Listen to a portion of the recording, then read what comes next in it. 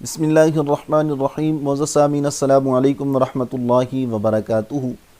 آج ہم اس مسئلہ پر گفتگو کریں گے کہ اگر کسی کی فجر کی سنتیں رہ جائیں یعنی فرائض کو ادا کر لے تو وہ سنتیں جو ہیں ان کو کس وقت ادا کرے گا. تو آقا کریم علیہ الصلاۃ والسلام آپ کا فرمان علی شان آپ کو سناتا ہوں جس سے اس مسئلہ کی وضاحت ہو جائے گی. یہ روایت ترمذی شریف کے اندر موجود ہے. روایت کا نمبر ہے 434. الفاظ یوں ہیں: عن ابی ہریرہ قال قال رسول اللہ صلی اللہ علیہ وسلم من لم یصلی رکعتی الفجر فلیصلیہما بعدما تطلع الشمس.